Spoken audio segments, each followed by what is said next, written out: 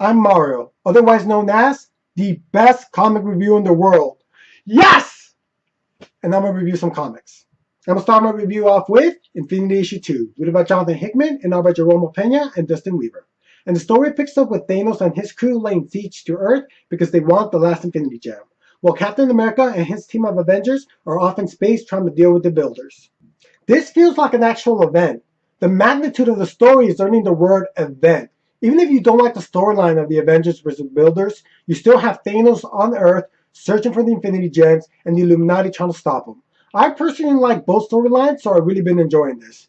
I hope the plot doesn't get away from Hickman because it is big, and that's what she said. Stop that. Focus. And I know the issues are pricey, especially if you're picking up the tie-ins, but this does earn a surprising 4.5 out of 5. Next is my spoiler-free review of Forever Evil Issue 1, written by J.F. Johns and art by David Finch. And the crime syndicate of Earth 3 has arrived to this new Earth and gotten rid of the Justice League, and are now making their presence felt to the rest of the world. There were a lot of elements in this comic I did enjoy, like the mentality between the regular villain and that of the crime syndicate. But there's a major problem with this issue. There's a big piece of turd on what could have been a delicious piece of cake.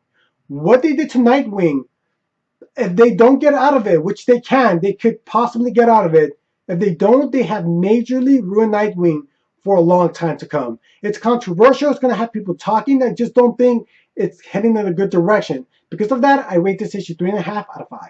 Finally, X-Men Battle of the Atom issue 1, written by Brian Michael Bendis and art by Frank Cho. And the first X-Men class are still in the present, and they nearly jack up the time stream when the young Scott Summers almost dies. As they're having a debate if they should go back, an X-Men team from the future comes to the present to throw in their 2 cents. Yeah, that's just too much time travel. Even Doctor Who's saying, that's a little too much. Let me recreate the reasoning behind the first X-Men class wanting to stay in the present.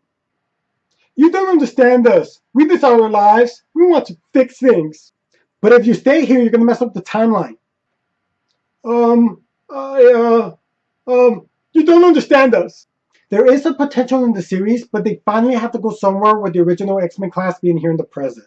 For now, I rate this issue 3 out of 5. That's it for me. If you like what you saw, you can find me weekly on Geeks of the Week. I'll be posting a link below. If you didn't like me, you should still go there because it's full of awesome geeky people. Until next time.